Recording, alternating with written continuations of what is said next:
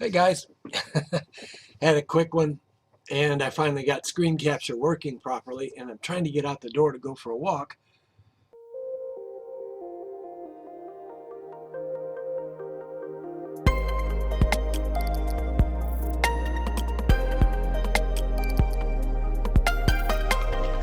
Greetings from Dystopia, episode 230. It's a mixed bag today. A little bit of video from the last couple days just out on my walks. Turns out today's an easy walk.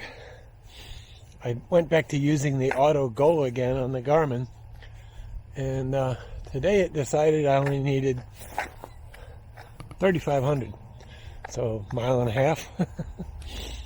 But yesterday was a 10,000 day, so it's just over 5 miles, just under 5 miles with my stride. But yeah, out at the rookery trying to nail this out real quick. I head back to the desk, had a few more questions from the bench. As you'll see, I finally got the not screen capture, but HDMI capture working properly. I was beating myself up on the laptop on the Surface Books on a Microsoft Surface Book, as well as both of my Ubuntu Dell laptops. I could not get that HDMI capture to work properly. This morning on a whim, I took it over and plugged it in on my desktop, hooked up my big camera. It worked. Well, I'll get over here and give you guys a shot of this real quick. Yeah, so I said, well, here's the rookery out here. But yeah, I said, well, let's try it with a Raspberry Pi. It worked, so we'll be able to get a lot more of that stuff done now, finally. At least done at a thing you can see, at a resolution you can see, and you'll hear more about that in a little bit. There were some more questions, but most of them were nothing major that required any comment on video. I just answered them directly, and they were simple questions. One was on sourcing Raspberry Pi Zeros. At least two of you can't find them, or when you do, they're 30 or 40 bucks. Yeah, unfortunately, that's a sign of the times right now. You know, market demand. So there's people scalping them, believe it or not. You could check, and I'll just say it on here as well. Check Adafruit, A-D-A, Fruit, F-R-U-I-T. They have had a fairly decent stockpile. I have not looked in a while of the previous generation Raspberry Zero W, and they had them for like $5. That would work just fine for the purpose of this. That would work fine, and you don't necessarily need the Wi-Fi version. If you just want to bridge back to the device that you're plugged into, you don't even need the Wi-Fi. But if you want to be able to do other things like network scanning, these are all things that'll come video-wise down the road. But yeah, then you would want the Wi-Fi version. So it's up to you. You know, if you're just gonna get it just to play with, like we talked about in OTG bridged mode for networking, where you use the host networking, don't need it. If you're just going to use it for controlling relays or temperature sensing, don't need it. But if you want to do other things that require a wired network, you need it. When I walked here, today's Thursday, so when I walked here Tuesday, there was 4 girls, 4 does, right up here on this hump, hiding behind this mound to get out of the wind. I don't see any of them over here yet,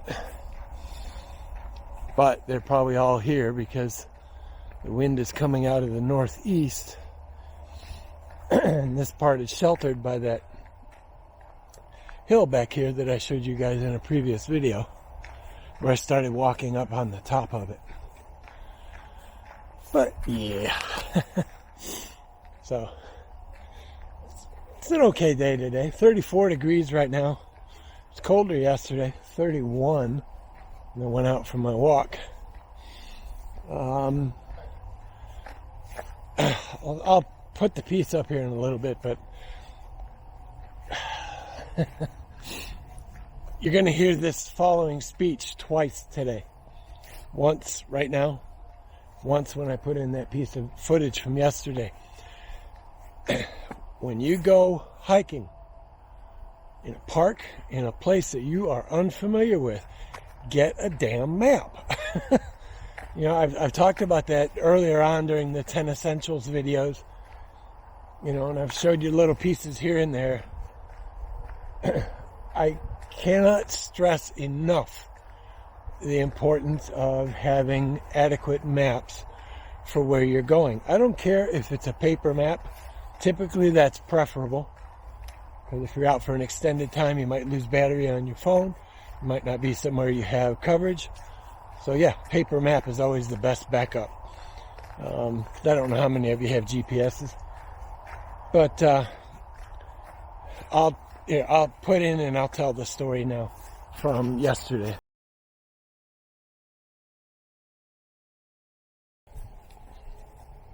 Out in the woods. What? Somebody else. Okay. I won't edit that last put the camera down thing.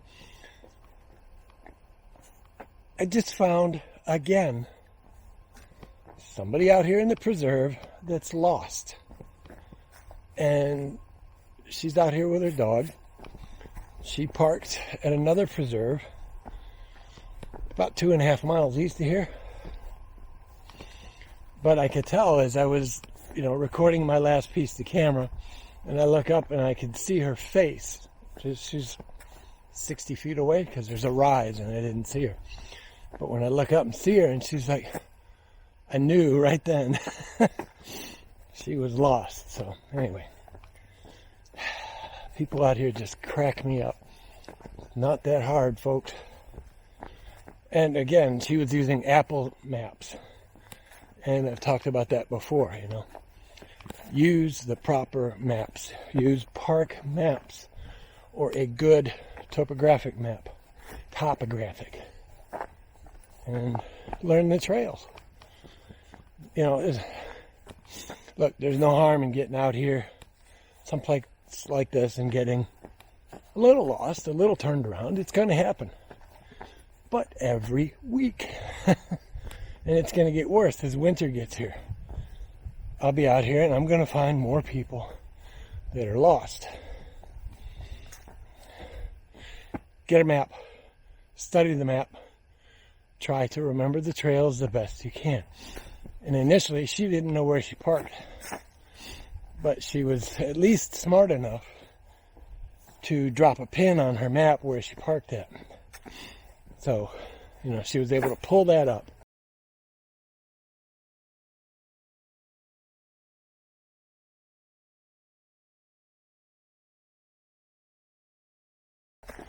And show me, and I had to zoom in, and I was like, okay, that's Wolf Road Woods. But yeah, she's a good ways away from there. It's probably right at 2 miles this way, 2.5 miles, as a crow flies. She's probably got another 1.5 hour walk ahead of her. And she's like, good thing I didn't have anything to do today. No water on her, nothing. I don't even remember what I was talking about earlier. So she went Wolf Road. She had to be doing the Palos Orange Trail. And she took this turn for this trail I'm on, which is actually not even part of the Palos Trails. It's just the trail out here. It connects.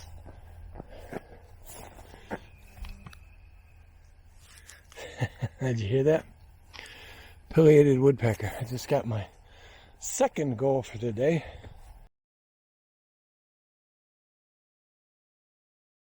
So maybe you get the point. The girl was out there for 2 hours. literally 2 hours, completely off the trail where she started, had no idea how to get back over there, and using the map on her phone, in this case Apple Maps, was useless. I can't stress it enough. Know where you're going, tell somebody where you're going, and have a map. The girl was so upset yesterday. And she calmed down fairly quickly, because I'm like, oh, it's okay, I'll get you back on. You're not that far from being back in the right direction, you know. And then she kind of calmed down, but it's critical, people, particularly in the winter. I just pulled a military one. It's critical, people. But yeah, particularly in the winter. I mean, she'd been out there since 7:30, thereabouts, and started 3.5 miles away. So, as a crow flies, 3.5 miles. The trail run on that one is probably closer to 4.25, because of the way that particular trail cuts through, or the intersection of the different trails that she took. It may actually be farther than that. So yeah. Okay, I'm done preaching. So while I was out here Tuesday evening on a walk, I came around here, and I'll put the photos up down here at the bottom, but I'm just walking along, and I kind of look down this straight shot into the tall grass, and I look over here, right in here, and there's a buck standing there. Younger, atypical, 8-point. But yeah, so you never know what you're going to see at this preserve. This is a great one. Like I said, it's the rookery. I've talked about this one before. It's the Lake Renwick rookery. It's a heron rookery, but other birds nest here as well. Yeah, so I did that. I see that buck, and I get 2 photos of him with the phone. And then I'm walking down here, and I see a fresh, steaming pile of coyote poop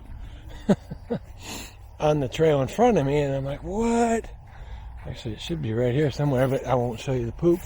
Anyway, and I come around, and the coyote is standing right next to this skinny tree here, right next to the trail, and he's just turned around looking at me, and then he just kind of walks off. So, and let's see, I don't remember when that was. Last weekend, one day, I had done a main trail walk, and I was heading back to the house, and I'm thinking, I still got a little bit more of a walk in me.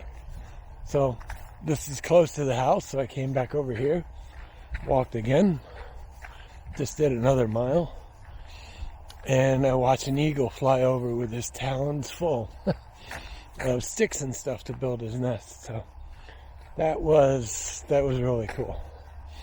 All right, let's take a look at the east pond here at the rookery. We are finally icing up. We've had 4 days at or below freezing. But yeah, it's starting to ice up a little bit. You have 2 eagles' nests over there. Looking pretty good. They've obviously been working on the big one, because it's I don't know, from this distance it's hard to tell, but I'm going to say it's probably 8 inches taller than it was before. Take a look at my watch here, see how much I still need to walk. 900. So, let's get out of these woods. I did see something in the parking lot that made me laugh. If the vehicle is gone, I'll show you. There's a little scrawny evergreen right next to the parking lot, and somebody put one Christmas tree ball on it, and it just looks so funny. And it made me think about actually getting a kit or a box of Christmas tree balls, ornaments, and then as I walk around in the woods, just hang them at random places on random trees. But then I'm littering in the woods. But I just thought that would be the coolest little spirit boost while you're walking along, and suddenly, oh, Christmas. So there you go. One random Christmas ornament in a little bitty tree. My toes are cold. Had the floor vent cranked wide open. Alright, walk's done. Pretty cool. On my second lap around, I saw 3 does, and then another one jumped across the trail in front of me on this last little lap. I was able to get video of that Christmas bowl on the tree. I'll show you that. That just, that cracks me up. And it makes me want to do it out in the woods, but I know it's not cool, so I won't.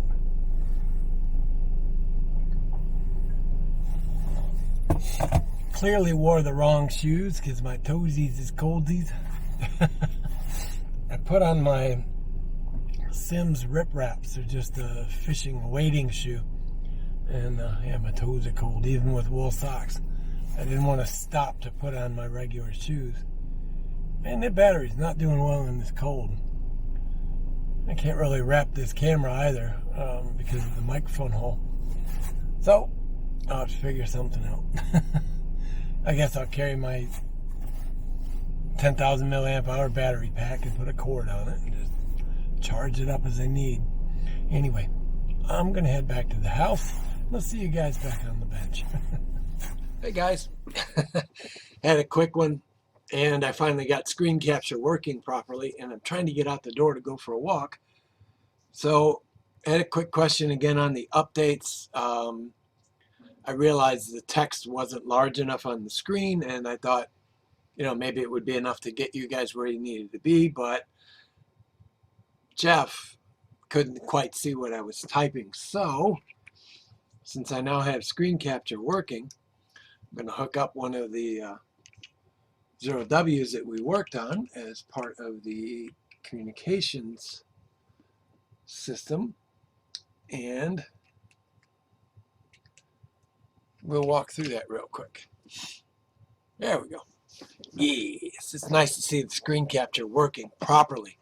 I had the hardest time getting that to work, and I switched over and actually set it up on my desktop with OBS, and it works great here. It does not work on my Microsoft Surface, my Surface Book.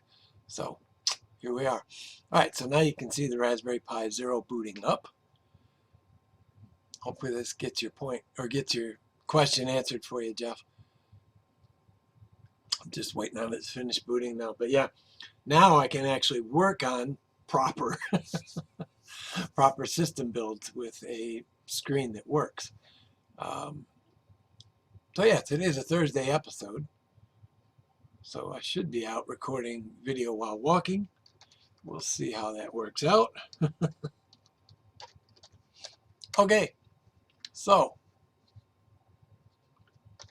and I have to laugh too, because Jeff emailed me and he's like, well, I tried that, but it still didn't work. And I'm thinking, wait, you already built a Raspberry Pi and loaded it. And no, his son built it. His son got him interested in it.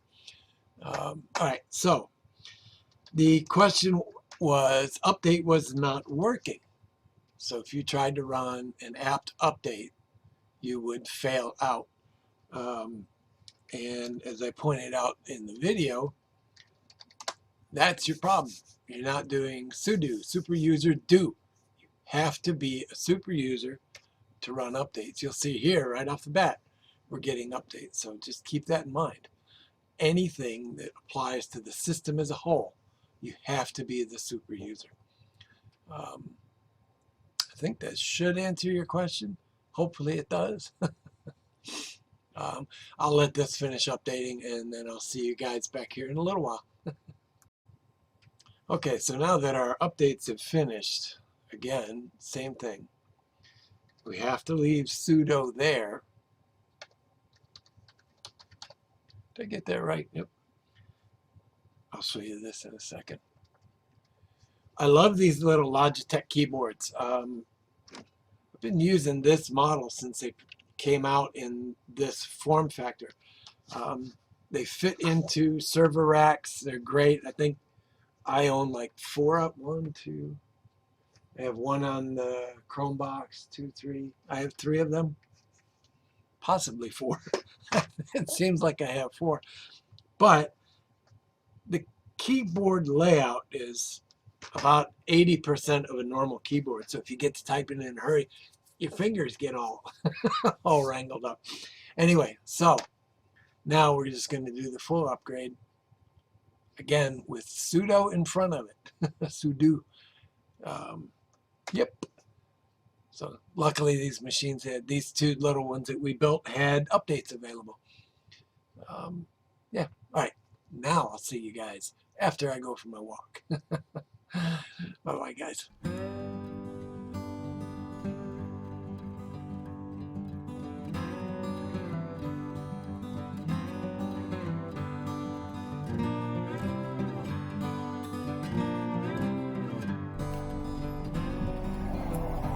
Hey!